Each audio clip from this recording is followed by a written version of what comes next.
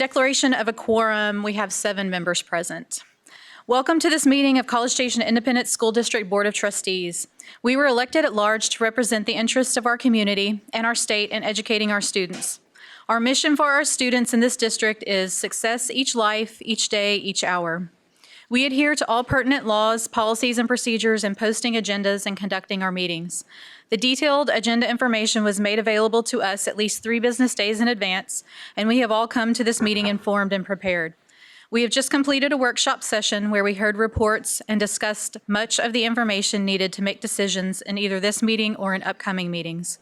This is a meeting of the 7 trustees in a public setting rather than a public meeting.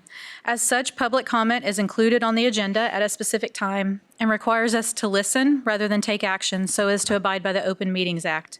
We are pleased that you have taken time this evening to join us. We are very proud of this school district, and we thank you for your interest in and support of our students. And that is going to bring us to item C, recognitions. I believe we have some people who are going to do our pledges.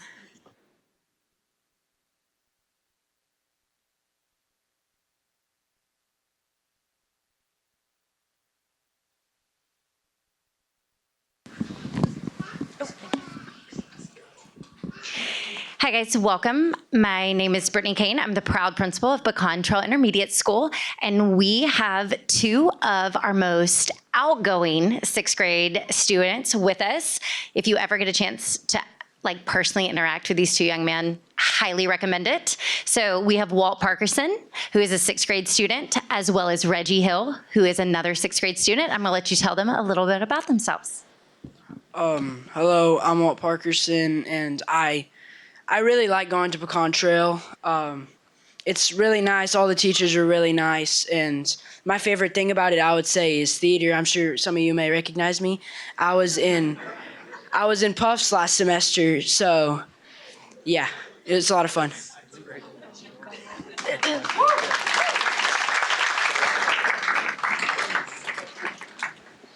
Okay, good evening. My name is Reggie Hill. Some things that I like about PT is that we always do this hoot hoot hooray celebration at the end of the year, which is really fun. We also I also like the friends that you make along the way and the teachers that I've had a pleasure of having. My favorite thing about the school is the theater. Me and Walt were in the 1-act play production of Puffs, and we were both main characters, and our school got a superior rating.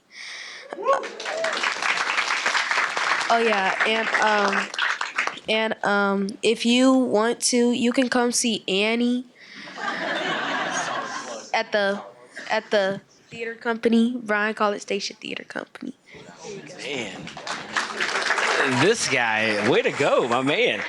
Good evening, everyone. My name is Jeremy Stewart. I'm the very proud principal at Welborn Middle School. I've got 2 remarkable Warhawks who are going to introduce themselves, lead us in the pledges, and then we'll pass it back to you guys for the moment of silence. Hi, my name is Eli Contreras. I'm a 8th grade student from Welborn Middle School, and what I like about Welborn is their athletic program. The coaches instill leadership skills in us that I can use through high school and beyond. And I participate in office aid, and also I run cross country and track. And with track season coming up, I invite all of you to see us compete and show our Warhawk pride.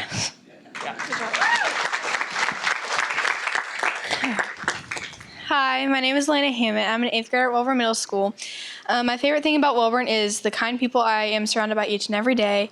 The faculty and students at Welborn Middle School are supportive and helpful in every way. My favorite subject is English, and I have the one and only Mrs. Brewer. I'm on the Welborn Middle School dance team and a counselor aide. Thank you for having me here this evening. Will you please rise and join me in the reciting Pledge of Allegiance?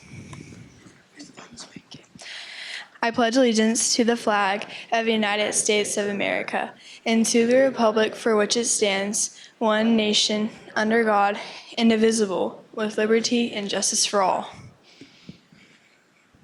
Please remain standing for the Texas Pledge.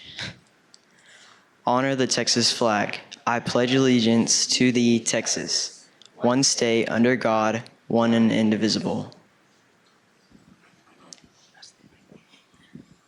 Remain standing for a moment of silence.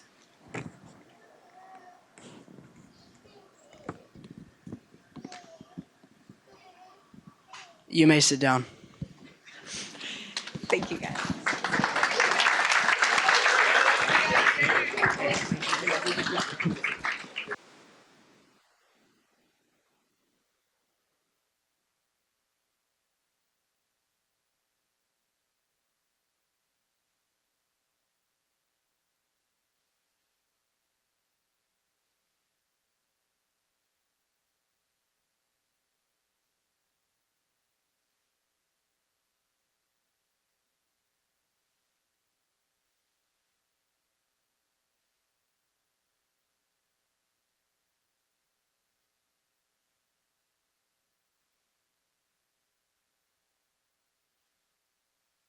Thanks. Got it. Okay. All right, so now we are going to move into staff celebrations. So I have 8 wonderful teachers. If they would come up and join me, please. So as they're coming up, our admin staff got together and we were trying to decide who we are going to recognize tonight. And we landed on this entire group of teachers. So these are all of our special education teachers, and each of them go above and beyond each and every day for the students on our campus. They collaborate with our general education teachers, and they truly make each student feel seen, heard, loved, and really supported. So, you know, I like to go in a specific order, and you're not in that specific order. So just kind of wave when I get to you. Perfect. So the first person we have is Melissa Beatty. So she is our fundamentals of reading teacher. So you exemplify what it means to go above and beyond. Your commitment to building strong relationships with students, families, and staff is unmatched, and your initiative in starting a community event reflects your dedication to making our school so wonderful. Thank you. So next we have Alicia Novosad. So she is our fundamentals of ELA teacher. So you are a deeply caring teacher who builds strong, meaningful relationships with students and supports the whole child, academically, socially, and emotionally. Your students know they are seen, valued, and supported every day. So thank you. Next is Miss Riley Horn. So she is our life skills teacher. Thank you for spending each day pouring into your students, not just teaching academics, but modeling love, compassion, and everyday life skills.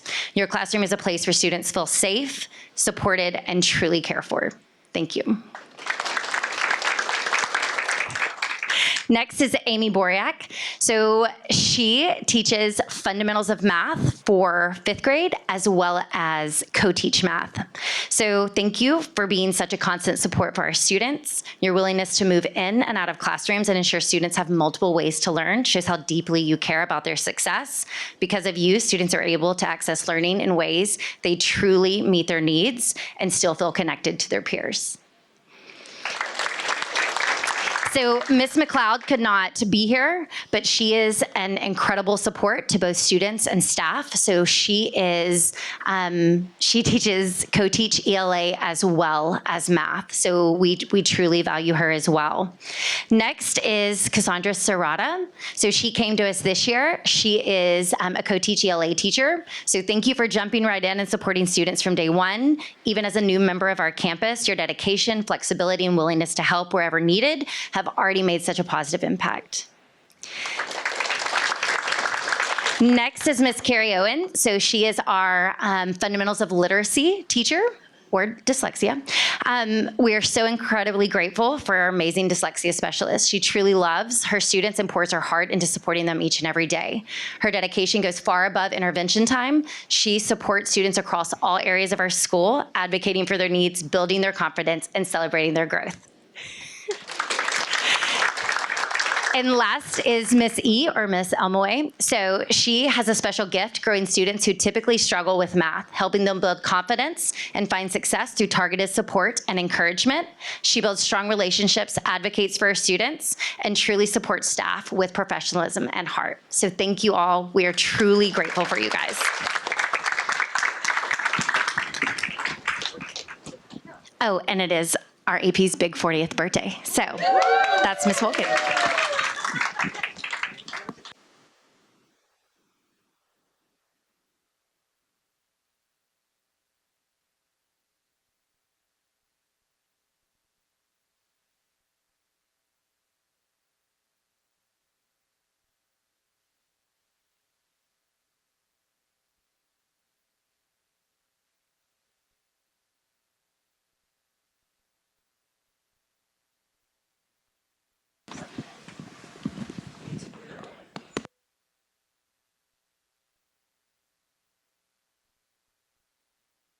Kane, I think I'm going to copy with 8 because I also have 8 folks that I want to invite and recognize tonight. Welborn folks, y'all come up here. I want to recognize a very important group of people at our campus. They are members of our English team and one of our instructional coaches, Dr. Arkrider, Ms. Iggy, board, thank you for letting us recognize our teachers and faculty and staff at our campuses who make such a deep impact. There's something really special about recognizing and celebrating people publicly for the work they do privately. There's something really powerful about recognizing the achievements people make when they not only make an impact for a small group of people or an individual, but an organization at large. And even more powerful when they impact a young person that's going to impact them for their life. These people behind me, like I said, when they were walking up, are members of our language arts team and an instructional coach. They understand the burden of carrying, the burden they carry as those teachers around language arts, because we all know that if a student struggles with reading and writing, their life is going to be challenging on the outcome in adulthood. And they understand that if they're going to create this opportunity of betterment, that burden falls on their shoulders, and they do that. They carry that burden every single day when they come together as a team to say, how can I push the students' thinking even higher? Or how can I meet the student where they are as they are? How can I provide them what they need so they can be more successful and not only be successful academically, but just be a better human? And so one of the things that I'm going to tell you, that I'll introduce them individually, but I want to tell you at the end, like, the real reason that they're being recognized is something that I find is absolutely remarkable. But I wanted to preface before I introduce them, this is the kind of people you're looking at. Like, this is the dream team, the A team. So take notes if you're needing a team member to recognize of, like, just really amazing people. But I'll start off here with Mrs. Aaron Longoria. So Mr. Aaron Longoria came to Welborn as a student teacher. Then he went south for a little bit to a little school district just south of us on Highway 6. But he got to come back to Warhawk Nation this year. And the gentleman's done a remarkable job of just being a great pulse and a trendsetter on the hallway, where he's greeting kids every single day and making a difference for all of our students. Next up, we got Jordan Hall. Miss Hall has been at Welborn for several years. She actually will soon be Mrs. Lambert. She's about to get married, folks, so that's super exciting. And then we've got Sarah Benderup, who I've known Miss Benderup for over a decade, which is crazy because she's only 22. Mr. Simak, you remember those days at Pebble Creek together. But she's a child whisperer. It doesn't matter who's in her classroom. She creates remarkable outcomes for those kiddos, whether they're hard to reach or students who need to be pushed to another level. She is the remarkable educator that makes a big difference in kids' lives. We've got Catherine Means. Catherine was recommended to me by a friend of mine to say, hey, you got a person that's interested in being an English teacher at Welborn. You've got to give her a look. You got to bring her in. And within 30 seconds of getting to talk to her and walking her just to the interview room, I knew without a shadow of a doubt, this is the kind of person that you're going to want on your team. Principal, she's starting her APs program soon, and I'm not saying that to lose an English teacher, but I'm telling you, she's the kind of person you're going to want on your campus. She'll make your school a remarkable place. And then Brooke Brewer, another person recommended me years ago to give her an opportunity to interview, and I knew right away that she's a remarkable human being, but there's something even more cool about Brooke that you probably need to know, and I don't know if you know that you have this skill, but Brooke also does a great job of bringing in students who want to practice dance moves, and she's not a dance coach, but she has recently, since October, become a Hispanic Heritage dance coach. I don't know if you know that. That was really amazing. And she's also now the Welborn Middle School unofficial, but officially unofficial step team coach. And so she's getting kids ready for a step performance at our Black History Month program next Tuesday at 3:20. Yeah. And then Kelsey Betancourt, our department chair for language arts. She is just an absolute steady person. It doesn't matter what comes in for the day. She is able to respond with poise and leadership, and she always handles herself with tact and always is able to provide that candor that is communicated in a way that you hear it just right, but it doesn't feel like it hurts. And she's the kind of person that leads well and leads from the middle. And so thank you for what you do for our team. And then Camden McNutt, the newest newcomer to Welborn Middle School. You would never know that she is new to the education world, but she has done a remarkable job. You look at her data, she's making an impact with kids every single day. And last but not least, Rhonda Gray. If you've worked in literacy at the 5 through 8 level in the last 10 to 15 years in Bryan and College Station, her DNA is involved in that work. She's an astounding person. She's a remarkable coach. She's the kind of person that when you sit down with her, she's going to make you feel like the center of the universe, but also make you feel when you leave there, you've got something to do, which is what a great coach does. And so this is this English team. This is the dream team. But I brought them here tonight, not just to brag about these great things, but here's the big part for me.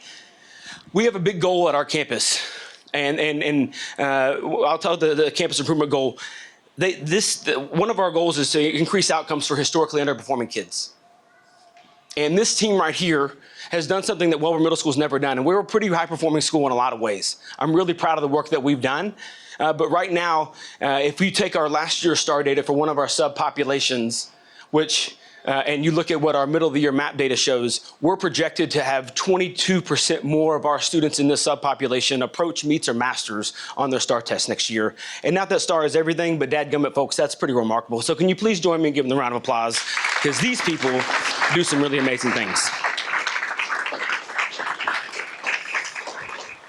And the last thing I'll leave with you with is if we wrapped up we put 1,000 schools in a row, the 900th school, when you compare them on growth, you're going to see that Welborn Middle School's there in reading and language arts, and that's because of these teachers. Teachers are making the difference. We're in the people business. Let's support our teachers. Thank you for what you guys do. You're amazing.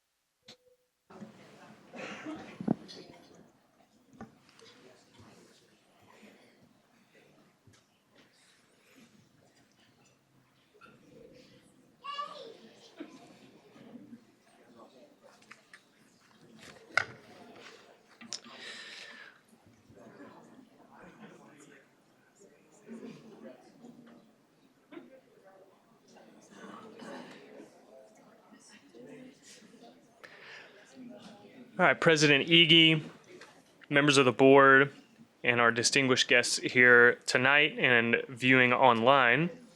It's always an honor and a privilege for the district to bring forward a student group to recognize who has achieved great things at their school or in their program at the state or national level. And this evening, we have our high school music students who earned all state honors through the Texas Music Educators Association, or TMEA, audition process.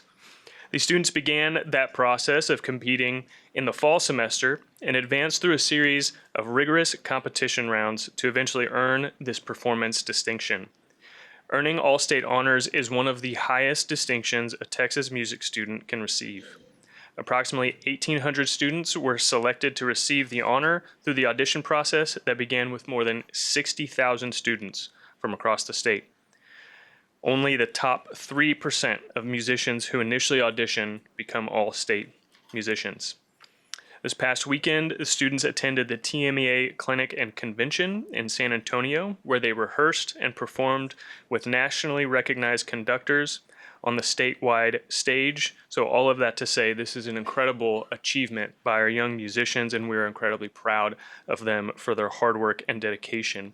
So students, I'm going to call your name, and you're going to come and receive a certificate here from Dr. Harkrider, and then if you'll allow the board to shake your hand and congratulate you, and then wait over here to the side, and we'll take a group picture there at the end. To start us off, we have sophomore from College Station High School, Micah Field.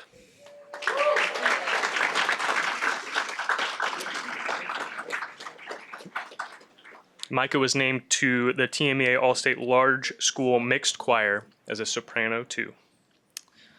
Next, we have A&M Consolidated Senior, Addison Jasperson.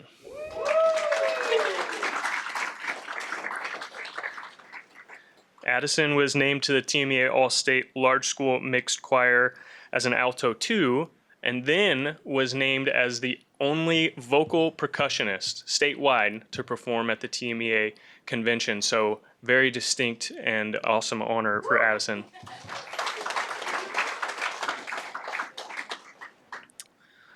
Next, College Station sophomore, Allison Kim.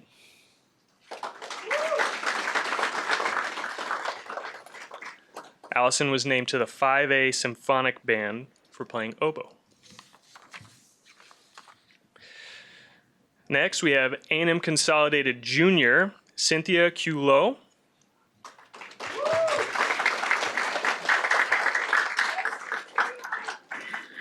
Cynthia was a violin 2 player in the State Symphonic Orchestra. Next, we have College Station Junior, Sawa Miyamoto.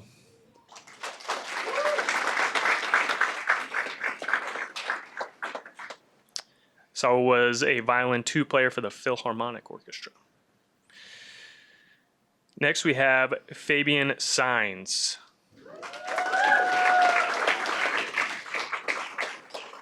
Fabian is a senior at A&M Consolidated High School and was named to the Large School Mixed Choir as a tenor 2.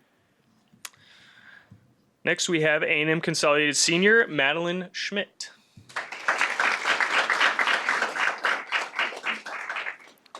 Madeline is a euphonium player and was named to the 5A Symphonic Band. Next, we have Evelyn Schmeichel.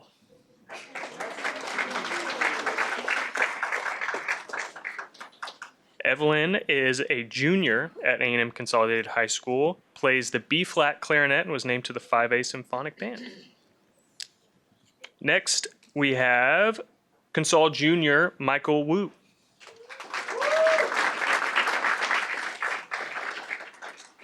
Michael is a cellist and was named to the Philharmonic Orchestra.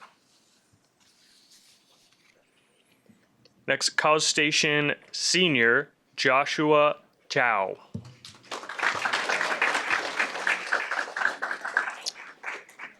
Joshua is a percussionist and was named to the 6A Symphonic Band.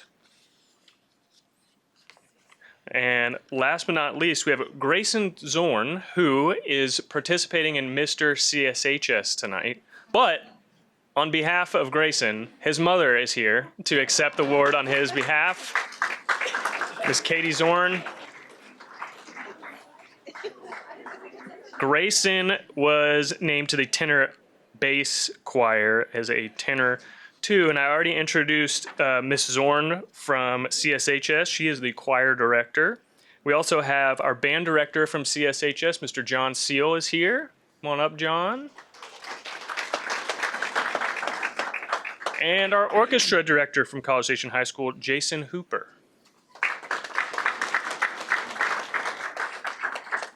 From A&M Consolidated High School, choir director, Emily Ramos. Band director, Mr. Steve Fry.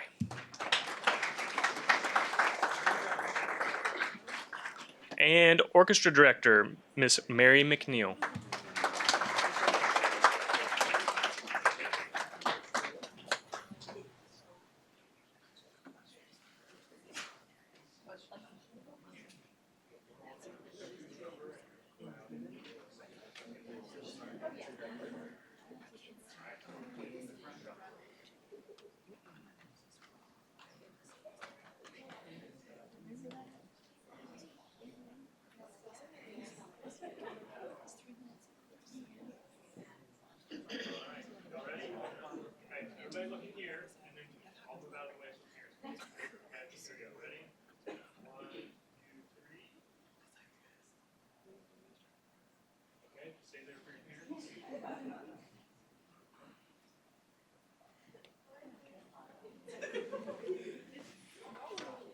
All right, thank you guys. Take a seat.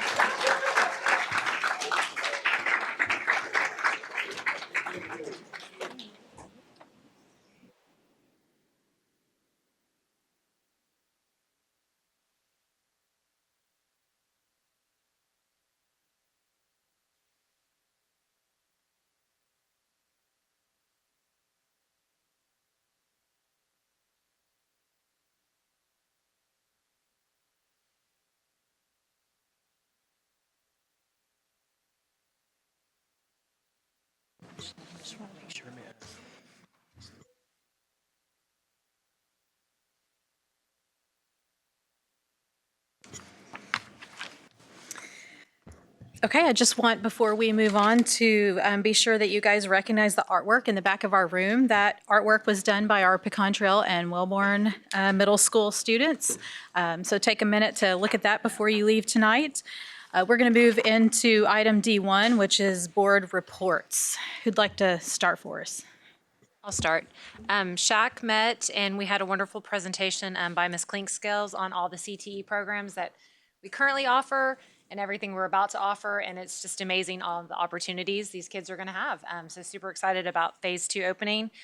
Ms. McAdams and I were also at bilingual committee. And just a couple of facts. We have 1,700 emergent bilingual students, which means English is not their first language in our district. And they are doing an amazing job with those students. Their big focus is going to be work on communication with the families. And we really focused and talked a lot about possibly having a central landing page of resources for families to use to better support their students in learning. I guess I'll follow after that because Ms. Simon and I were also at the SPED committee meeting, a really parent involvement meeting, and they did a good discussion about some of the updates they've been doing on their website regularly. But what the biggest presentation really was about all the assessment work that they've been doing, and that's such a big part of what their team has to do. And I think they've had done just under 1,000 assessments already, which was more than the 850 something that they did total last year. And then another piece of discussion information was that they're also getting a lot more of assessment requests from many of our local private schools, because that is a role that school districts have to play, but there's more of them than normal, most likely related to the vouchers and the potential extra funding that could come along with SPED funding. But they're really just focused on a lot of good data that they are collecting about those assessments and the results of those in all the different campuses. So, and always a great discussion with the parents involved there as well. And then really quickly, Dr. Payne and I were on the DEIC meeting call last week. We did that one by Zoom, and it was the map presentation, basically what we will see here in just a little bit. Yeah, on that, just some highlights because we'll hear from Mr. Mann, but it was worth noting math K through 8, every grade level grew beyond their projected growth. I won't steal too much of his thunder. Algebra 1, every grade level is maintaining or increasing the level of achievement for an entire grade level. Geometry, every grade level exceeding growth. Reading K through 12 grew beyond projected growth. K through 1, reading fluency and science exceed last year's growth level. So just a lot of wonderful work that's being done. It was great to see that, and we'll see more of it tonight. I was at Education Foundation today. We had our meeting. If you missed it, 50 men went off without a hitch. We had a lot of participation, as we always do, but just want to send a big thank you to all the volunteers, the chefs, and the education board members for really putting on just a spectacular event again this year. Also, March 1st is the deadline. We still have those scholarship applications open. And don't forget to look into the Ag Initiative. It's around the corner, and it's a really great program to support some kids that have some really big projects, AKA animals and other things. I wanted to add two quick things. One is just a reminder that the Budget Committee meeting is going to be this Thursday, and really appreciate the community being involved in that process and coming to those meetings. And then the other thing I just wanted to quickly remind folks is that we are, again, it's time to vote again. This early voting for primary elections started today and is going on for the next 2 weeks. And those are elections from county officials, lots of state races that we know impact our school district, and even some federal races. So last week, I had a chance to go to the Teacher Advisory Council meeting, and we spent a little bit of time kind of getting to know each other. But one of the main agenda items that was discussed was feedback on kind of our PLC process. And I was encouraged as a board member who isn't in the classroom to hear some of the teachers speak up about how the work in PLCs is affecting their students in a positive way. That was encouraging to me. I think we also decided that we could use more time for everything. And that is definitely a challenge that teachers face. But a lot more work's going to be done in that council. I know we have a Zoom meeting next week and an in-person meeting next month, so I'm interested to see how we're going to work together, and I appreciate the teachers who are taking their time to come to that committee meeting. Anybody else? Good. All right, Dr. Hawkrider. Yes, ma'am. I'm going to share some celebrations and district events since our last board meeting. February is Black History Month, and we've got campuses participating in multiple lessons and activities, and several have programs scheduled for later this month. So if you'd like to get out and about and check those out, we're looking forward to it. CTE month, so check our CSISD CTE on social media for highlights of our wonderful programs. Earlier this month was National Counselors Week. Sunday was National School Resource Officer Day, and next week is Food Service and Warehouse Workers Appreciation Week. There's a lot of appreciation in the spring semester to recognize some great employees that sometimes don't get the notoriety that they deserve. Incoming student nights, comprehensive high schools, middle schools, intermediate schools hosted welcome nights for incoming families. And April 30th will be our elementary new student night for all 10 campuses. So looking forward to welcoming some new parents and students to the district. Big thank you to South Knoll and Oakwood Intermediate for hosting our tours in January. The board and our team enjoyed that. Towards the middle and end of January, we had our UIL state championships for Spirit. College Station High School girls finished 12th. And the following week, we had a virtual national championship. You remember the ice storm? We were supposed to be up in Fort Worth. Thankfully, they gave us a virtual option. Otherwise, we would have been there until the following Thursday, I think, and probably would have went broke trying to stay up there. But both teams did very well. Consol girls finished 7th, and College Station High School girls finished 8th. Our elementary UIL competition was January 30th. We had 273 students from all 10 schools participate, and all 10 schools had a student place in the top 3. So big shout out to Advanced Academics with Jeremy Day and our GT specialists. You guys did a great job celebrating some academic excellence amongst our little guys and girls. Dance show-offs was February the 4th. If you hadn't had opportunity to be there, please put that on the calendar for next year. It's a wonderful opportunity to see our high school and middle school dance teams, as well as the audition of our River Bend Steppers to that show off. So shout out to the Bears. So a couple other things. State wrestling tournament was this last week. We had 8 wrestlers compete at the state tournament in Cyprus last weekend. 2 student athletes earned podium finishes, which was exciting. And then we had our Special Olympics Texas Winter Games the same 2 days. We had student athletes on College Station A team compete. They had 14 new personal records, 7 gold, 6 silver, and 2 bronze medals. So very proud of those young men and women. And then tonight, girls basketball is starting. We got our College Station High School girls finished 2nd in district. They have a bi-district game tonight in Cyprus against Crosby, and the Consol girls finished 3rd. They have a game tonight in Cyprus against Porter. And then our baseball and softball teams are getting to show off their new fields. Last weekend, we hosted tournaments at our 2 softball fields. This weekend, we've got our 2 baseball, so a lot of people throughout Texas are getting a chance. And then our soccer programs are on their 2nd round of district play, and playoffs will be starting soon. Just a little bit going on. Yeah, it's that time of the year, right? Okay, that's going to bring us to item E, hearing of citizens. We do not have anyone signed up to speak at the meeting tonight. So that is going to bring us to item F, which is our consent agenda. And I have items G, I3, and J1 to J16 on the consent agenda. Motion to approve as presented. Second. We have a motion by Dr. Payne and a second by Ms. Simmon. Any further discussion? All in favor, please say aye. Any opposed? All right, that motion is going to pass 7-0. And that's going to bring us to item H. 1, receive a report on our middle of year map data. Mr. Mann. All right. Good evening, President Iggy, Dr. Harkrider, ladies and gentlemen of the board, and those tuning in at home and in the audience. It is my pleasure to come to you this evening to get to really brag on the hard work that our staff has been doing this year, the hard work that our students are putting in their academic growth. It's just really tremendous to see what we get to see. Oop, went the wrong way. There we go. Right, I know, right? So before we get to the data, I do want to put this out there because I know it's going to generate questions whenever you start to see the amount of growth that we have. It is a significant amount of growth. David, that wasn't me, brother. It went blank.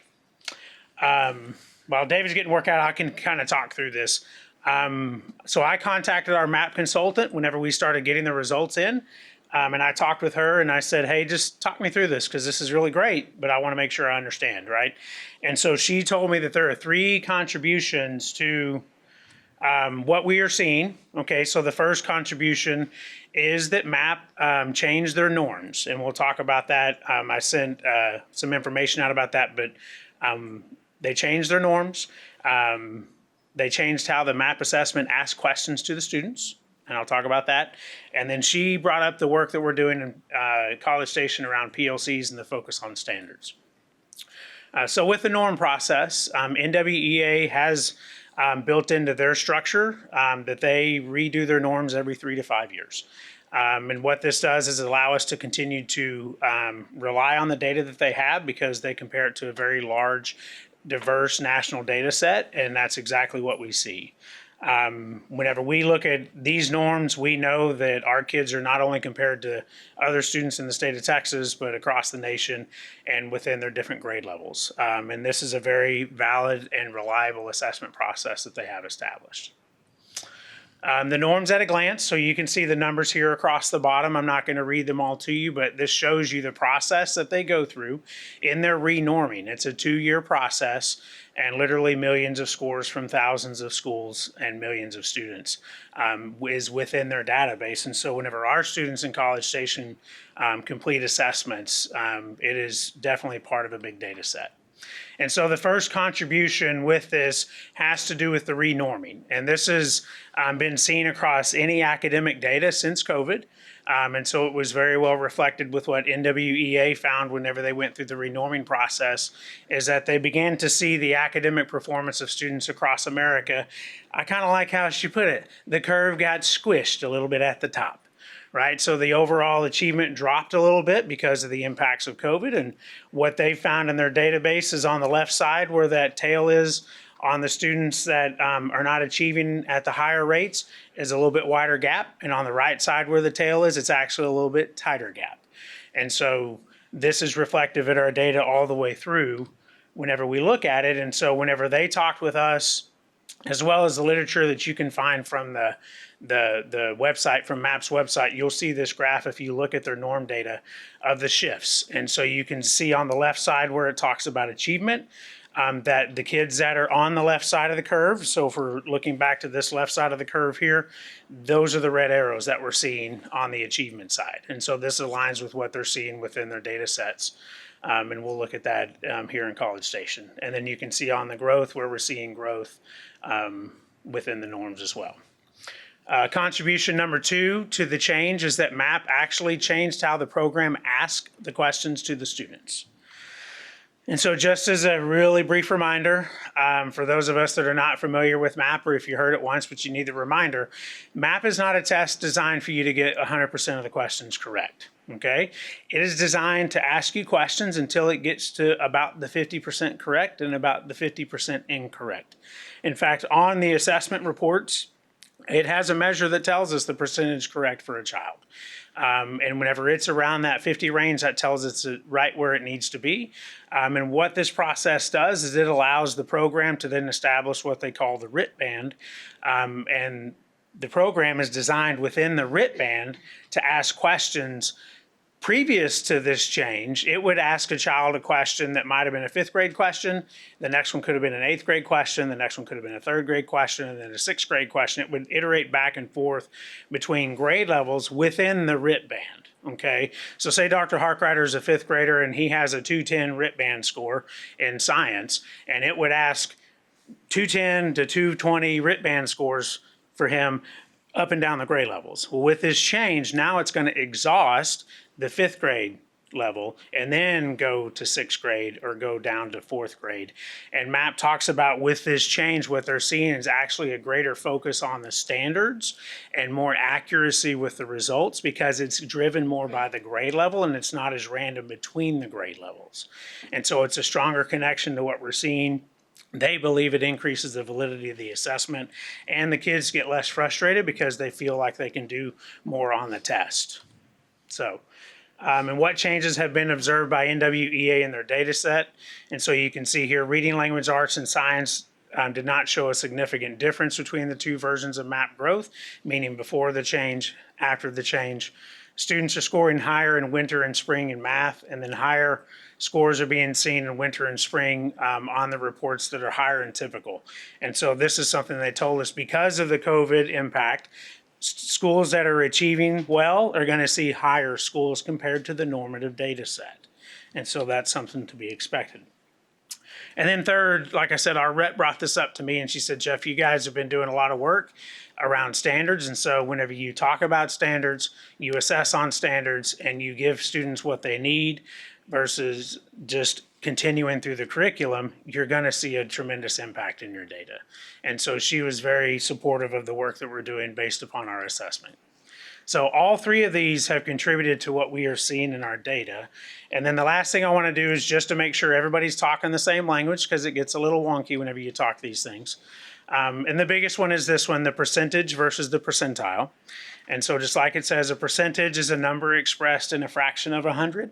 So 4 out of 5 on a quiz is an 80%, or 80 percentage. And then a percentile is used in ranking and ordering, so a position or a rank. And so, for example, the top 2 students in the class of 20 were in the 90th percentile is also the top 10% of the class, which is why there can be some confusion. And so here's an example of the achievement percentile, okay?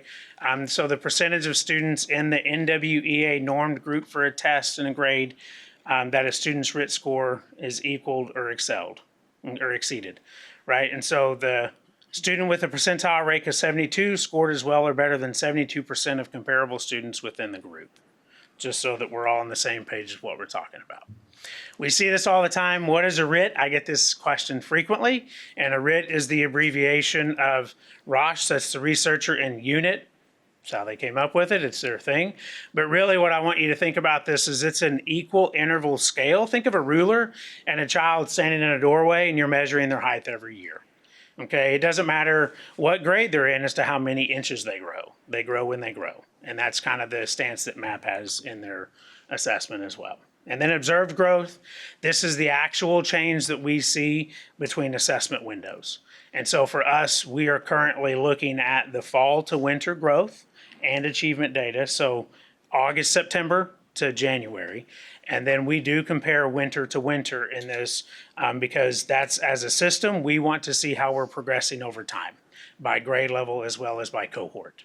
So, and this slide indicates the projected growth, and I'll show you on the candlestick report. That little diamond, or the rhombus, as Jennifer Smith likes to remind me, right, is something that we keep a close eye on. So we're going to dive into this. This first slide that you see here, you're going to see this graph in a couple of different ways because I chop it up whenever we work through the reports. On top, you're seeing last winter. On bottom, you're seeing this winter. And so this is for math specifically. And we call this the candlestick report in College Station ISD because I want you to think of the rhombus as a wick and what we actually want to see, that flame going further and further down. We want that wick to be deeper and deeper in the candle because what this means is the projected grade level norm is here. So the national norm is here and the actual growth of our kids is at the top of the blue bar. So the deeper it is into the blue bar, the more our kids grew against the national norm set. That's why we want to see it in there deeper. And so we're going to look at how we did compared to last year. And so on the left is this year, on the right is last year. And I want to point out that not only did we improve, the little numbers on top talk about our difference from last year to this year. Not only did we improve, that's compared to what we did last year. I also want you to recognize how many RIT points we are above the national level. So we have had tremendous amounts of growth against the normed data set as well as against what we did last year, which is a great thing for us to see.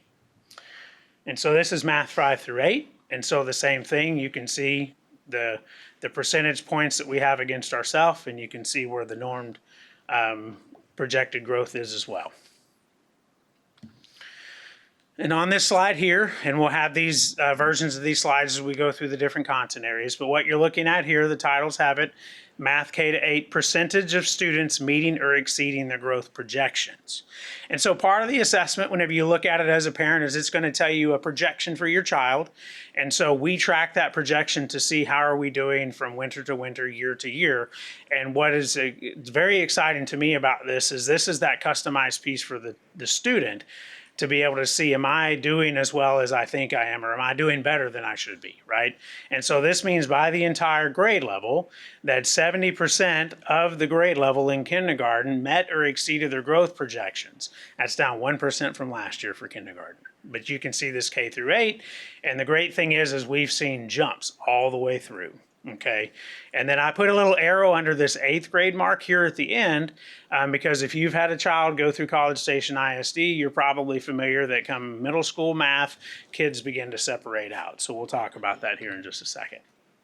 And this second slide, this is the achievement slide because growth is fantastic, but we want our kids to achieve. That's passing, okay? And so this is projected passing. And so part of the MAP report will project STAR assessment and approaches, meets, and masters. And so it gives us that information. So we take what we see here and we're measuring that. And again, the light blue on the left of each grade level is how we were projected last year at the winter, and the dark blue on the right is how we're projected as the grade level to be doing for all of our kids. And so even though we see with 8th grade, and this is where our advanced maths come out, the great thing is for our on-level math kids, and I like to remind folks that little Jeffrey, whenever he was growing up, I was an on-level math kid. I was in that 8th grade math category right there. Everywhere that orange arrow is where I would have sat going through the system, right? And so we want to see those kids achieving at the highest levels as everybody else. This table here is to just demonstrate for folks that are not familiar with just what happens in middle school math. Right? So our students in College Station will take the same MAP test in 6th grade from K through 7th, unless they've already branched off into one of these higher maths. But once they get into here, if they're wherever they're taking their math course, that's the assessment that they take. And so that's a reason why we see the drop that we see here is because we're losing a subset of those kids that are taking algebra, geometry, algebra 2 assessments instead of with their 8th grade peers. Not making excuses for where we are with the 8th grade math. That's just explaining why this happens. But we know we've got work we've got to do. The numbers in green, that's last year. Just to give you that scale to see this is an every year thing. But this happens in middle school with 8th grade. So, and then this is as a cohort, because I also believe in the school improvement world, not only do we have to measure the effectiveness of grade levels from year to year, but we have the responsibility to make sure kids are growing as they grow through our system. And so we talk about this whenever we look at our data as well. And so you can see same process. The 2025 is last year, that's the gray bar on the left. The blue bar on the right is how we're doing this year. And so this is the percentage of students meeting or exceeding growth projections this year compared to last year. And so we're seeing good trends in that direction. And then the same thing holds true for the achievement percentile of the grade level. And I believe I neglected to mention this. I have the orange bar on the 50 because everything with MAP is the 50th percentile or higher. If students are growing at the 50th percentile or higher, whether it's growth or achievement, then they are saying that we are on the right track for at least a year's worth of growth, which is average growth or better. And so the great thing is we have all of our kids at the 50th percentile or well above. So, and then just to point back out, this illustrates what we're seeing in our data is what MAP is seeing in their data with our 8th grade math kids. Our struggling kids in math, they're seeing it in there. And so it's laying out the work for us that we know that we need to be doing as a system. So Algebra 1, same thing. Last year at the top, this year at the bottom. And so you can see there's a slight dip last year with our this year to last year with our 7th grade kids. We actually did have some 6th grade students taking it this year. We didn't have those last year. And so that just shows you the level of students that we have in our district. You do not see the diamond on these classes, and the reason for that is because it's a one and done test. You don't have K-8 assessment to look at growth projections, and so MAP doesn't provide that rhombus for us to look at that measurement. So all we have to go by off is where we were from last year to this year, and then on the data sets that we see, how does this compare to the national norms, which is very strong with what we're looking at. So I have highlighted here again. Here's little Jeffrey's cohort. Now I'm a freshman, I'm in Algebra 1, and we're doing better this year than we did last year, right? And that's a great thing. So this is the percentage of our students meeting or exceeding their growth projections, and then this is the percentage of our students, or our achievement percentile of the grade level. So we're maintaining where we were last year, right? And so an indication that we're growing, but we're still not achieving where we want to be achieving with the on-level students in math. And then geometry. So we see the same things here. We have 8th grade students and up. Small celebration is this year we didn't have any seniors take the geometry assessment. That's a good thing because that means that we didn't get them into that level, and that's how we like it to be. But you can see the growth there. We either held steady or we improved in every one of the grade levels. And then you can see here we are, slight increase in the percentage of students that met or exceeded our growth projections this year for geometry, and we're holding steady on our achievement for our on-level kids, and our other students are doing the same. And then with Algebra 2, this is where we had our largest decreases whenever it comes to our high school math courses. And this is because whenever we look at our data with our kids, 11th grade is whenever the on-level kids are taking the math and the Algebra 2 math. And so on the growth piece, you see there's -5 and -3, but I want you to keep in mind, you see the drop in the dip, but you can see the achievement percentiles are up there. Now, MAP will tell you, just because a kid is a high-achieving kid doesn't mean they can't grow. They absolutely can grow. And so this is another one of the indicators for us with Algebra 2 that we've got some work to do to continue to grow the kids where they are.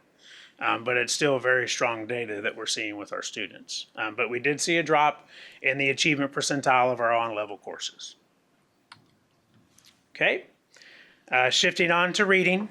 And so comparing winter last year to winter this year. Same format, and so I'm gonna dive into by grade level. And so you can see here, this year's on the left, last year's on the right, and it's the same look that we saw throughout math. We have very strong growth, both against the normative data as well as against ourselves. And you can see here grades 5 through 8, we held steady or we grew a couple of points in 7th grade, but well above what we are projected to have for the national level. And then the same thing with our winter data. We're either growing or we're holding steady. And so our growth change year over year. So we're back to the slide where we're looking at the percentage of students meeting or exceeding the growth projections. And so you can see this year we've had increases just about across the board. And then our 50th percentile is very strong performance of where our students are performing on achievement. And then you can see high school 9 through 12. And so this is our percentage of students meeting or exceeding growth projections. And so we're steady or we're increasing in most areas. And then you can see the achievement percentile of the grade level is definitely made improvements. It's good. And our K through 8, this is our cohort. So again, we're tracking students as they come through our system. And so we can see where we are, and we got a couple of grade level of cohorts that we've got some work to do, and we've got some couple of grade levels that have been doing fantastic jobs. And then this is our achievement percentiles cohorts. And so again, you can see the achievement percentile exceeds where they were last year, and that's why we're seeing some of that dip in growth. But again, we have some work to do in growth because high achieving kids can continue to grow just the same as everybody else. And then we have our cohort, our growth change data with high school, 9 through 12. And our achievement percentile levels. So very strong performance. This is our youngest learners with reading data. And so what you're looking at here is phonics and word recognition. And so you can see last year is on top, 92%. This year is 93%. And what this means is by the middle of the first grade year, that 93% of our first grade students are performing at very high levels of their phonics and word recognition. And the same is true for their phonological awareness. And we actually had a nice increase from last year at this time, from 89% to 92%. And so fantastic work that's happening by our kinder and first grade teachers to get them to this point this quickly. And shifting finally to science. So again, beginning with the same views, last year on top, this year on the bottom. The rhombus is really where we want it to be because we have lots of growth above it. And so you can see here on the left, every one of those grade levels improved over last year, and definitely strong performance against the national norms. And same 5 through 8. And so we saw great improvements over last year. And last year we saw tremendous improvements compared to the previous year with science. And so you can see here our students, our percentage of students that are meeting or exceeding growth projections in science. It's very strong across all of our grade levels. And our achievement is tremendously strong across all of our grade levels. To see grade levels achieving at the 90th percentile or higher across is a very rare thing. So it's a great thing for us to see that. And then, of course, we have our 2 through 8 percentage of students meeting or exceeding growth projections. Again, very strong. And again, with our cohort, with the achievement is very, very strong. And in biology, high school. And so we held steady. And in 10th grade, we had a couple of RIP point drop. And so you can see it here reflected in the data. 8th grade and 9th grade did well, and we had a drop there this year with our 10th grade. That's our on-level students, and so we know we've got some work to address there. And then you can see the achievement dropped as well. So the growth wasn't where we needed it to be, and the achievement percentile wasn't where we wanted it to be either. And then finally, the last couple of slides are to address the historically academically underperforming student groups, goal 2 of our strategic plan. And so what I want you to really take away here, right, we've been looking at this year over year. This is why we built it into our strategic plan. But one of the things that began to stand out is we had a larger spread, and it's starting to tighten with our 4th grade and down. And that's a very encouraging thing to see. So this is with math, grades 1 through 8. And so I was very encouraged and excited to see the tightening of it. We've still got a lot of work to do. What you're looking at here is what the mean RIT is by the grade level, by the category that we're monitoring. And so every year that level is going up and it's getting closer, right? And so it's encouraging, and we're going to keep progressing forward. This is what it looks like for reading, and then this is what it looks like for science. So we went through about 75 slides in how long, Mr. Dunson? Not too bad, not too bad. He'll give me credit for it. Not 8 o'clock. What questions or comments you got for me? That's a lot of data. Again, we didn't get into that much depth in DEIC, but thank you. One, just for seeing how well we're doing, the kids are achieving, the teachers are doing what we've asked of them, seeing a lot of growth and a lot of success, which I think is great, but also acknowledging that we've got areas to improve in as well that you're highlighting as well. So thank you very much for the data, and it's a testament to our teachers and the students and their achievement and growth. Absolutely. Yeah, I think there's a lot of good news in there. I mean, being able to look at the growth even just this year, I think it is very positive for this year. You can see that in there. I think the one thing that I kind of have in the back of my mind, though, is that those kind of first caveats you put on there and I went and looked at one of those videos you sent, that they completely changed the norms that they're using to compare against now. And they're, basing them on the post-COVID data, which was the norms really have been lowered. So the video didn't give a complete understanding, one, on how can we still compare 26 to 25? I mean, is that apples to apples or not? And also, how is that going to change us looking at that national norm if we know it's lower than it used to be, right? How is that going to help us know that we're still doing what we need to absolutely. do? So to answer the first question, yes. So that was part of the conversation I had with our MAP rep, and their engineers with NWEA actually changed the platform, and they changed last year's results to put them to this year's norms. But they did say do not compare it to prior years. It's not an apple to apple prior to last year. And so I like to look at 3 to 5 years worth of data. And so what they told me, if you really want to look at that scope of data, then all you can really look at is how did you compare to the normed projection and yourself within that. Did you grow 1 or 2 points? Did you beat the norm by 2 or 3 or 4 points? And that was a lot of nitpicky detail. And so that part of it, they feel very confident about that. So they did adjust the Yes, ma'am. 2025 with the new norms. Appreciate that. Yes, they certainly. Yep. And then the other question is it gets into really, that's why I like to look at cohort. I like to look and see, I don't always look like it, but I'm a runner.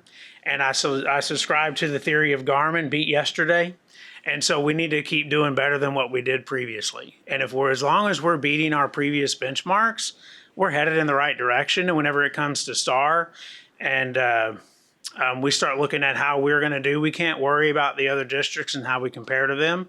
In the 2A component or 2B component, we focus on 2A. We beat ourselves. And if we do that, then we're going to be just fine.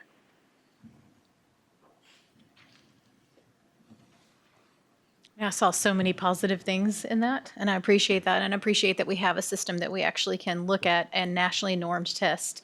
I appreciate just the significance of that so that we have good data to look at and not something that's kind of this always moving target. So I'm encouraged to see what you presented to us. Yeah. I think it's nice to see the initiative that's been taken at each campus by our admins to really kind of tackle this and get it done. PLCs were this kind of thing we don't talk about, and now it's really great to see that they're kind of settling into CSISD and having success, and we can see it. Proof is in the pudding here, so It's nice to see. I guess I'll ask one more quick question. One slide up on those last 3 slides. Can you explain how am I supposed to see that, over the last few years, we've really made an improvement in say, the yellow? Absolutely. Well, because these 8th grade kids here, that's the 7th grade piece. It's tracking backwards on the average pieces. And so every year, if you saw the numbers behind it, you would see the year over year over year over year. I don't have that labeled out here, right, to then be able to track and see. So you're trying to I'm supposed to see that, well, I could say from 6th to 7th, they got a little farther in part, but then from 7th to 8th, they got a little bit, but that's why I'm drawing. Yeah, if you look here, obviously we still have a large gap here with science between our multi-students, our white students, our Hispanic, and our African-American students. There's a significant gap that we've got to work on, but we can see based upon specifically our African-American students that we're starting to make some gain with getting them up to where all of our students should be. And that's what we're tracking and looking at. And I can see that. I guess I just can't, without comparing that to previous years, it's hard for me to know was that a smaller gap or close? I don't know, right? I guess looking at it from this one graph. Okay. Yep. But I like that we're trying to show that. For sure. Okay, well, we appreciate your time and putting this together for us. Thank you, Mr. You bet. Mann. You're welcome. All right, we're going to move to item I1, which is consideration, discussion, and possible approval of board operating procedures. So we don't have a presentation from anyone on this board because this is kind of what we began talking about in December. So unless there is any discussion, you guys had received the draft of that, and we could ask for a motion to approve those. Motion approved as presented. Second. Okay, I have a motion by Dr. Payne and a second by Ms. Wilson. Any further discussion? I do have a clarifying question. Okay. Like MSE. On the new attachment, the draft that we're considering, page 15, maybe it's page 16. It's actually 13, it's numbered 13 in the board operating procedures, but page 15 in the PDF. Okay. Has to do with consent items. And I know we had some conversation around this. At least 24 hours in advance, any board member can request that a consent agenda item be brought to the board for discussion, questions, or considerations. So I want your interpretation as, are we saying that if you want to pull a consent item, it has to occur 24 hours in advance? Or does a board member still have the discretion to pull an item if they so choose? So I think the way this is worded is that we are asking, we are asking that you would request it 24 hours in advance. If you request it in 24 hours in advance, of course, we can pull it. I don't think we have put in here that that's just an absolute line. If there is some situation that arises after 24 hours, then I think we still leave open room for that. But it is in our procedures to say it would be helpful as we work together as a board for you guys to present that 24 hours in advance. Is that?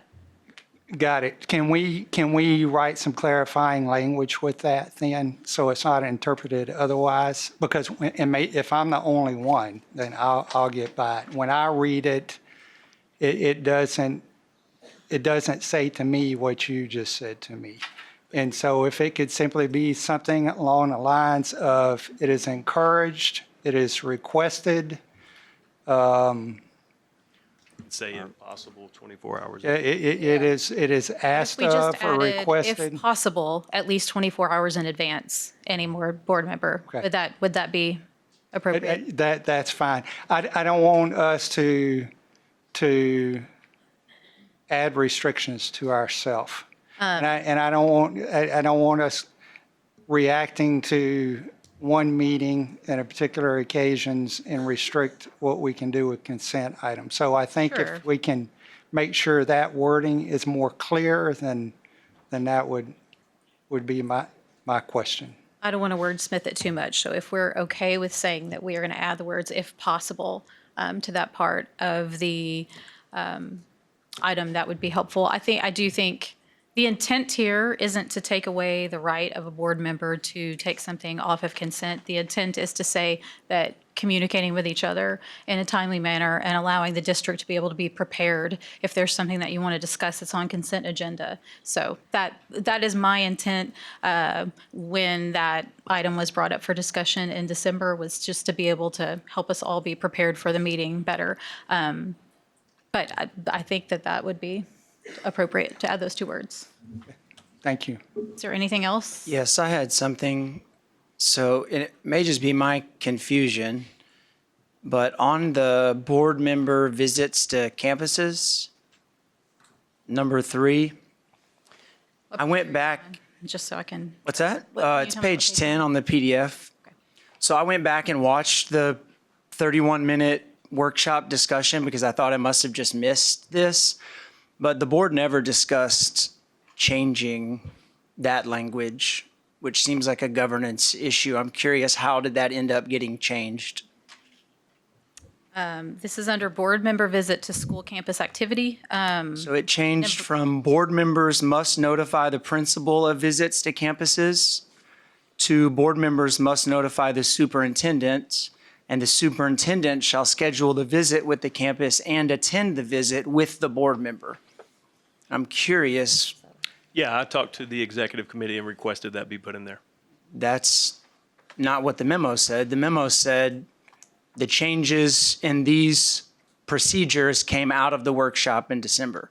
It's not the executive committee's job to add board operating procedures without a full discussion, and we were about to just pass it without even discussing it. We did talk about this as an executive committee. It was brought up in that meeting. So one of the, I understand you're saying we were just about to pass this, but that's not completely true because you were given the draft with this item in it before last month's meeting.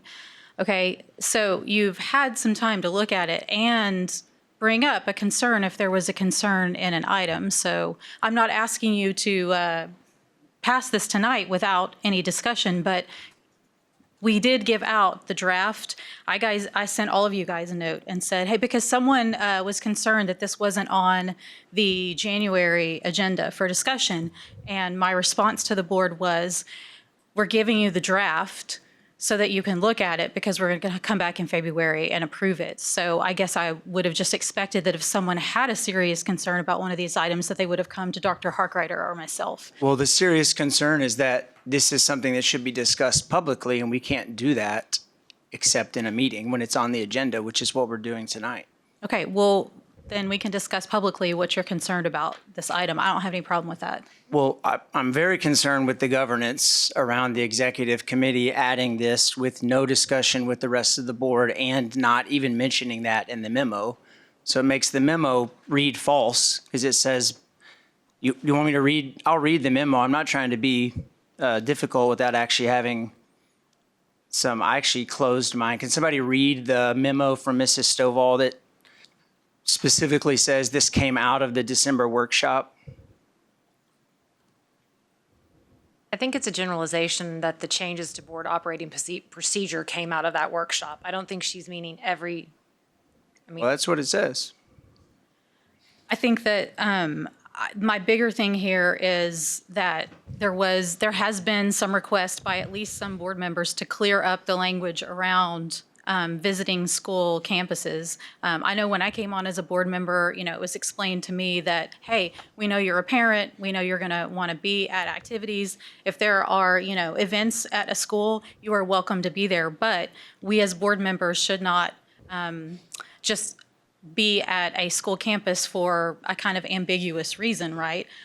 Because it makes those campuses, they're kind of caught off guard when we do that. And we don't want to put ourselves in a situation where we're making somebody uncomfortable. And I mean, look, we know lots of people that work in the district. And so if I see them and they say hello to me as Kim Iggy, that's great. But if I come up to their school and I don't have a purpose to be there and I'm a board member, that puts them in a little bit of an awkward situation because they weren't prepared for my visit. So I think all of this is saying is if you're not going because you're there for your own kid or for a specific event, you're going to take the step to talk to Dr. Harkrider and say, I'm trying to visit this campus for this purpose, and he's going to arrange for that visit to be met. So the executive committee brought that to Dr. Harkrider as something they were concerned about? No, that's not what he said. Dr. Harkrider said that was something that's come up in his group, and they brought it to us, and we felt, I don't want to speak for Ms. Simmon and Ms. Wilson. They can speak up if they want, but I felt like personally that was a reasonable request. I have to really agree with Mr. Field on the procedural side of it, though, that if it was discussed and the exec team thought that it was something that was worth us doing something about, then it really should have been brought to the board in the workshop to discuss. We own the board operating procedures, and it is, and so I was also taken aback to see that it was put into some completely new wording that we had not even discussed that topic at all, was put into this board operating procedure. And yes, we had the opportunity to contact you about it.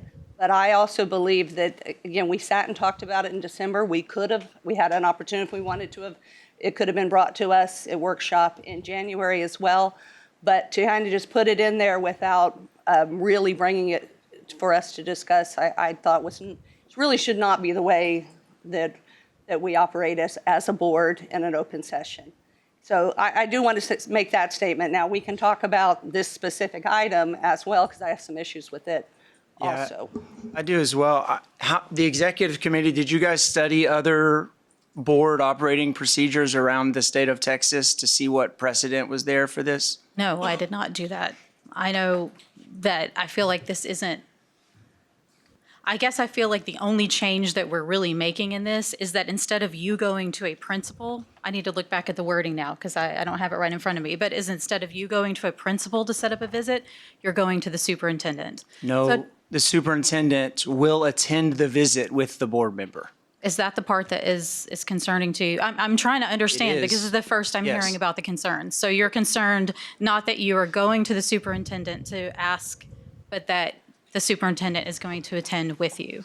I'm just curious how many documented complaints we have from principals that the policy that's been in place for a decade was no longer sufficient. What led to the change? There had to be some documented problem. No documented anything. Principals work for me. They don't work for the school board. So your role as a school board member is not to supervise principals. If you have a question or concern, it's my job to take you there to get that question answered if I can't answer it. They don't work from you.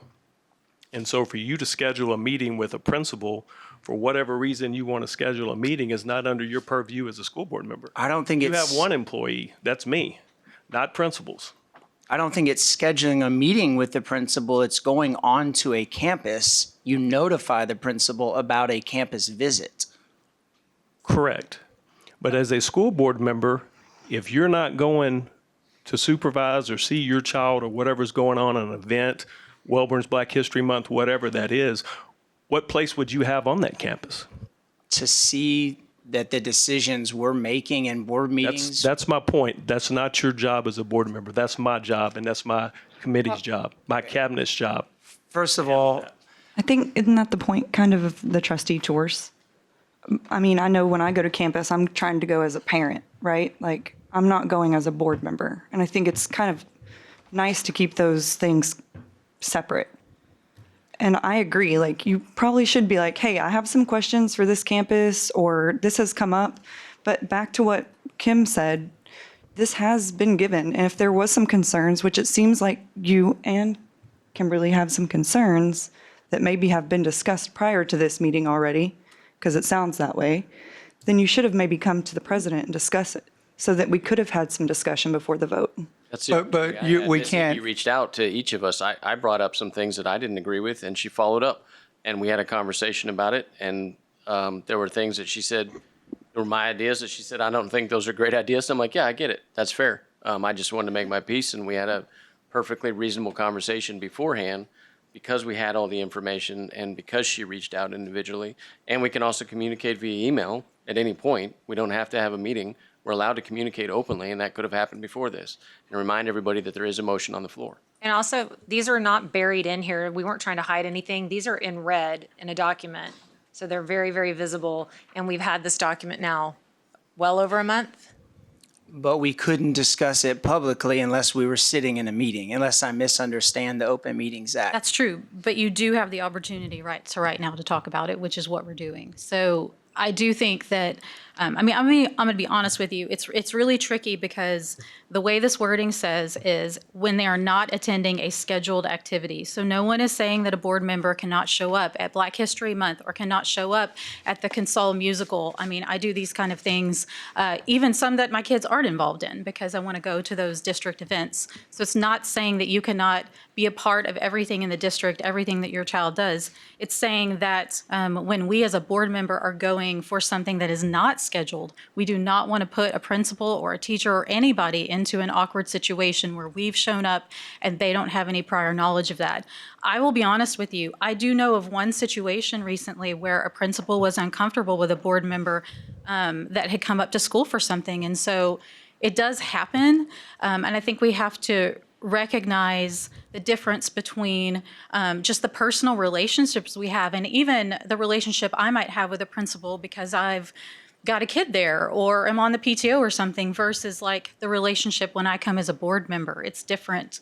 And I think we need to honor that. And I think all that we're asking in this particular item is a clarification of we're not going to show up at, campuses for non-activities without having the superintendent be a part of that. So has that been an issue? No, we already said it's not been an issue. I don't think it needs to become an issue to have a policy. We've cleaned up a lot of policies that have never been an issue. We're just cleaning up things. Okay, well, let me say this. I reviewed 50 different districts' board operating procedures, and this is by far the most restrictive of any of those single ones. So it seems very surprising to me. This is not normal. It's not entirely true. It's not entirely true. What's not entirely true? That Well, it's nothing is entirely true, though, is it, Darren? fair, right. But when I first came on the board and I asked Mike when you were superintendent, there was a principals meeting and I asked if I could attend, I was told no.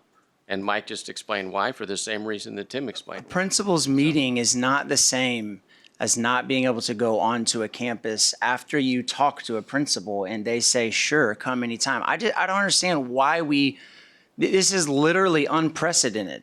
And we were about to, it is unprecedented. It is also possible that you could ask a principal for permission to come on their campus and they would feel pressure to say yes to you because you're a board member. That does happen. I know of a situation where a principal did not feel comfortable telling a board member no on something. And I don't see why if you reached out and said to Dr. Harkreiter and said, hey, Brittany said I can come to my campus to talk about this thing, that he could say, yeah, go for it. Because just like he said, principals don't answer to us, I don't answer to him. It's the other way around. What are you wanting to do on Oversight, not campus? management. Like, what are you wanting to do on I don't campus? want us to have the most restrictive. This isn't the most restrictive.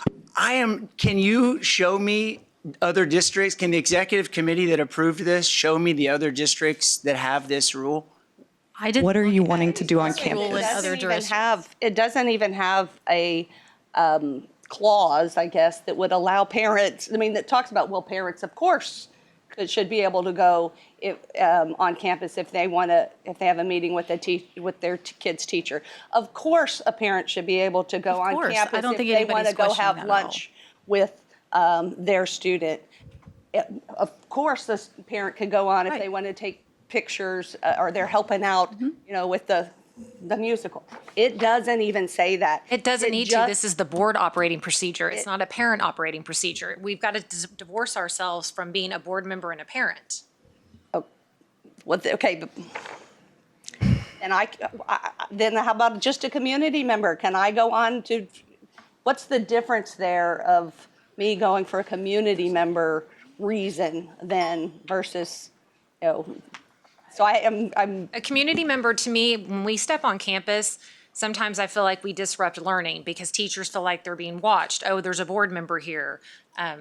A community member could come on campus if they're vetted and they're vetted through our visitor policy. I think I just don't understand either what the point in going to a campus just to walk around. I don't. No, so how about my example where I, for 4 years, have volunteered on a campus? Am I gonna? I have to get permission. I've certainly had permission from the principal, but get permission and then Dr. Harkreiter is to go with me. If you're volunteering for something, again, but that's not what this says. So that's why this makes it sound like anything. So the words I think. I'm fine to wrap this up. I'm 100% voting no because of that.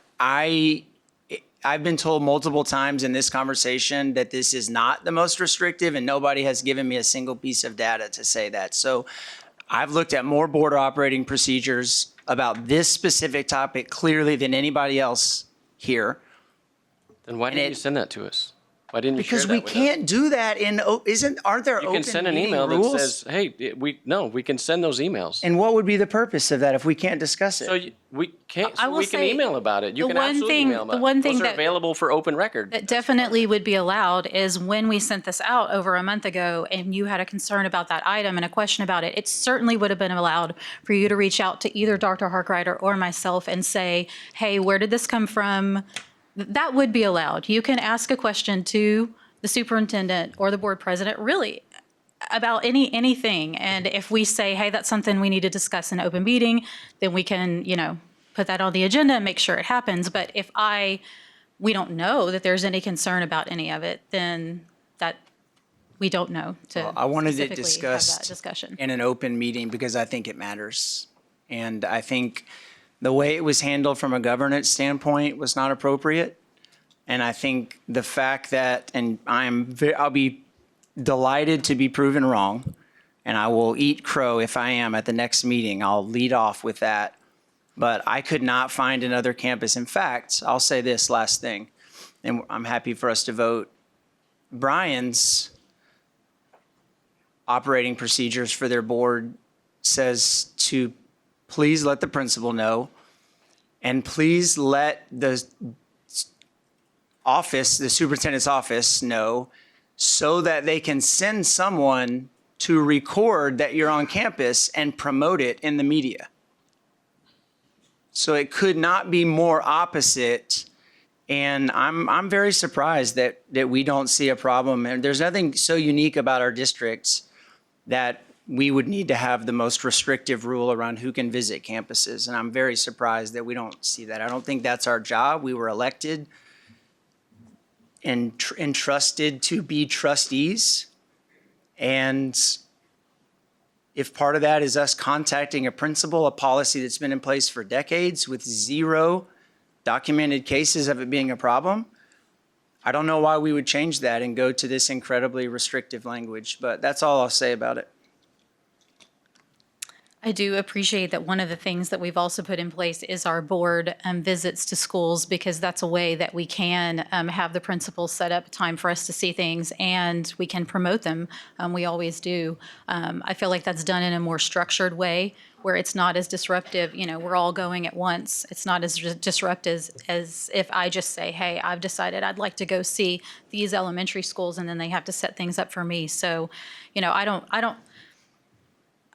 don't see this as something that's being done so that we as board members don't have access to information or to our schools. I think it's Then why is it in there? I think it's a safeguard so that we are careful, so that we don't, as board members, cross the line and show up at schools and put principals and teachers and other people in a tough situation.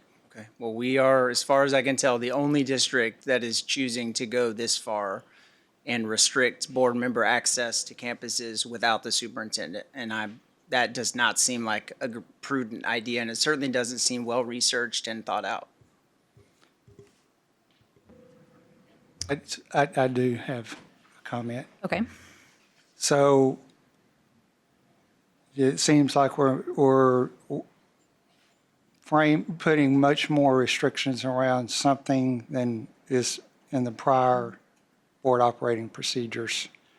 I'm not sure why. I don't know that this has been a problem, not that I'm aware of. So we're going to get more restrictive to a problem I don't know that actually exists, and that many boards prior to us could function without this particular wording. I think what is more concerning to me is this was a discussion, an executive setting the agenda and the board operating procedures with the superintendent. And yes, we've had it for a few months. I agree with Mr. Field that I just feel like there are things that need to be discussed in public, period. But when this was distributed, knowing that this had not been discussed with the collective 7, and this was something that the 4 of you discussed, it would have been appropriate to at least have denoted that to the other 4 of us that weren't a part of that conversation. For example, we had a conversation as executive, and we added this particular piece and wanted to mention it to you so you would know where it came from. I think the way it was handled is completely disrespectful of the other board members. And this is exactly why we needed to have the conversation here. I think, it's whether we send emails or not, we need to have some conversations in front of everyone as opposed to just settling everything through a particular email.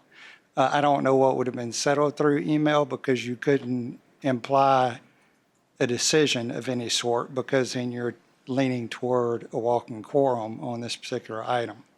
So it would have been nice to have been included in the conversation, or at least made aware of. Obviously it occurred because it just showed up in our draft.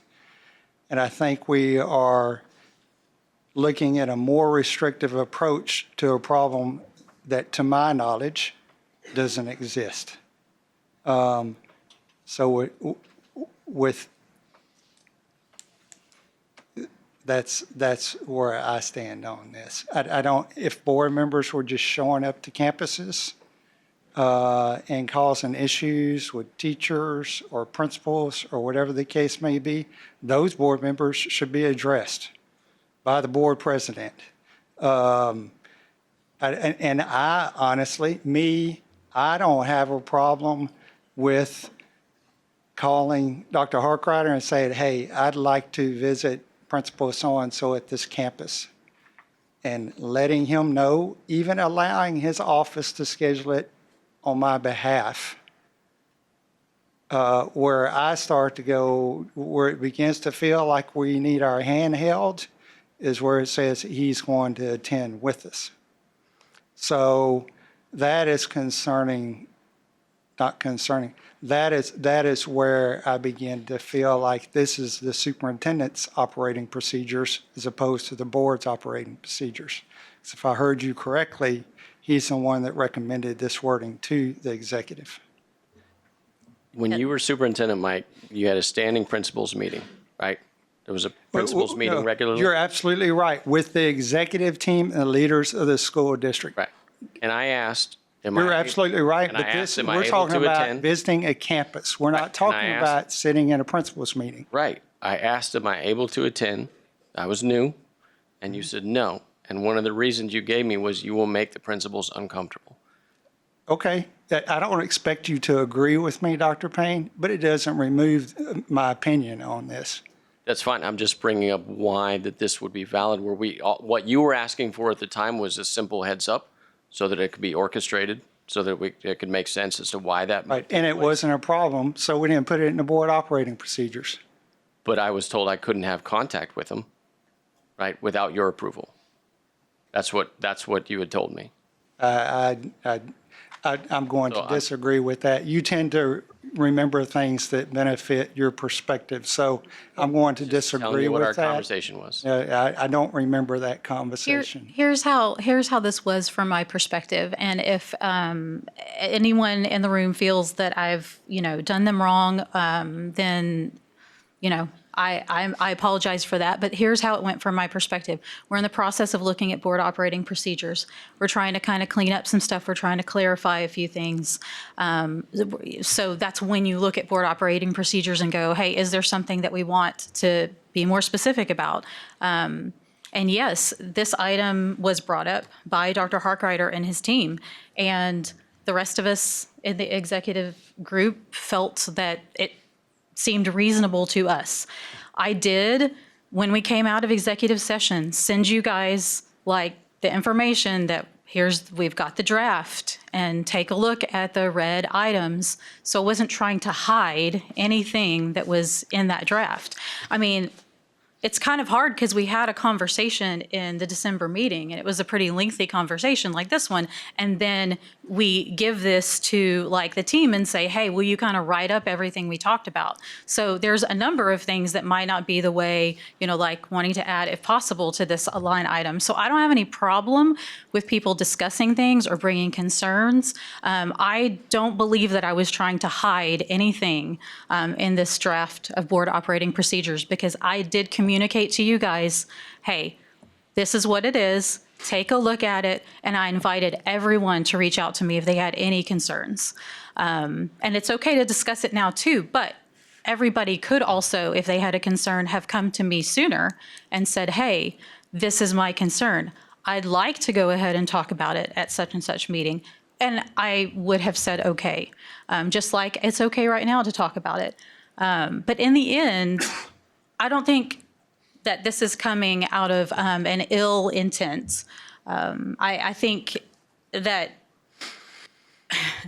if we're saying that there's not been a problem, but we're having an issue with us putting in some language just to clarify that particular topic, I mean, I guess my question back to was I forget who asked it, well, what are we wanting to do on a campus that can't fit within this particular item? So, or can't be under a trustee tour. And that's my big issue is I feel, and I hear everyone, and I hear y'all wanted to discuss it, but the fact that everyone was radio silent when Kim sent it out, you could have at least said, hey, I have an issue with this and I'd like to discuss it, but instead it was you wait to bring it up here and clearly have done a ton of research. So I feel like I could argue the same thing, that y'all think that's a little deceptive, I guess, if we're being accused of that as well. It's the same courtesy you showed to the rest of us and not in making us aware of your conversation. And it's no different.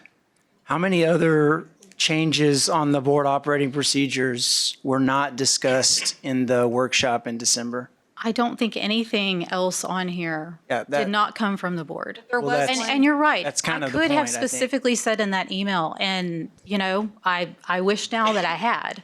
But I did communicate to you guys that board operating procedures draft had been, you know, given in exec, and I gave you that draft. It was not hidden. And if you had a question about any of the items, you could have reached out and asked me about them. We have had one principal put in a situation. I have had a situation recently where a principal has felt uncomfortable and like they couldn't tell a board member no on something. So do I think it's a widespread, like it happens all the time? Not to my knowledge, but I can point to one situation where it has been an issue. So anyway, I know we have a motion by Dr. Payne and a second by Ms. Wilson.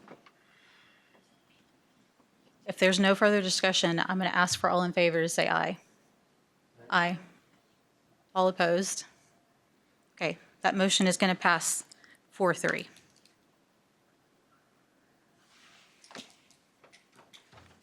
That is going to bring us to item I2, which is consideration, discussion, and possible action on Senate Bill 11. I think we have Ms. Hester.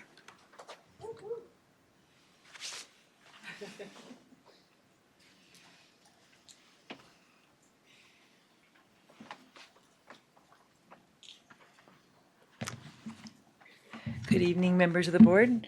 I want to introduce, and you've gotten a memo about this, and it's a little confusing, so I'm going to just read it or I'll get it messed up. But Senate Bill 11 from the 89th legislature session requires the school, thank you.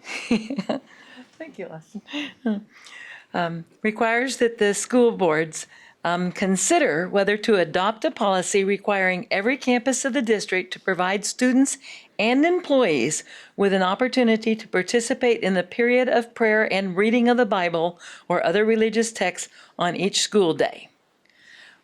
What we have to think about is, in order to avoid violations of the United States Constitution, such a policy, even though the Senate bill recommends it, would have specific constraints on the practice set forth by Senate Bill 11. For example, a policy adopted under this law would require all student participants to provide written parent consent, and all participants, both employees and students, to expressly waive their constitutional rights under their First Amendment in order to participate. The policy would also require a period of prayer and reading of religious texts to be held outside of class time. Senate Bill 11 does not require the CSISD Board of Trustees to adopt a policy. What it requires is that the board take a record vote on whether to adopt the resolution stating that they will adopt the policy. The legislatures, our esteemed legislature, in fact provided the language of the resolution, which is listed right there below. And that's what they put in Senate Bill 11. So our recommendation, y'all can read that. I'll read it. The College Station ISD shall adopt a policy requiring every campus of the College Station ISD to provide a period of prayer and reading of the Bible or other religious texts as provided by Section 25.08 of the Education Code. It is our recommendation that the College Station School District College Station Independent School Board decline to adopt this resolution, to adopt this policy of requiring every campus in the College Station School District to provide a period of prayer and reading of the Bible, specifically as it is recommended that the board make the following motion. And that's the following motion. I move that the College Station ISD Board of Trustees decline to adopt a resolution to adopt a policy requiring every campus of College Station ISD to provide a period of prayer and reading of the Bible or other religious texts. Second. Okay, I have a motion by Dr. Payne and a second by Ms. Simmons. Do we have any discussion? Just Dr. so it's, Harkrider, Senate Bill 11 is actually more restrictive than current practice, correct? Yes, sir.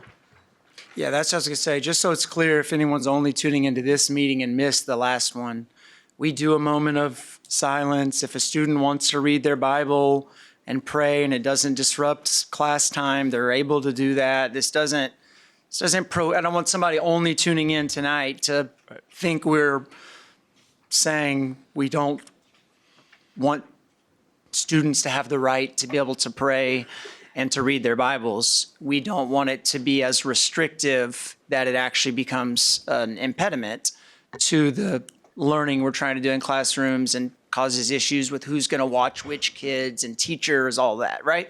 Correct. Okay. They currently have the right. Great. Okay, all in favor, please say aye. Aye. Any opposed? That motion is going to pass 7-0. And I believe that actually brings us to adjourn.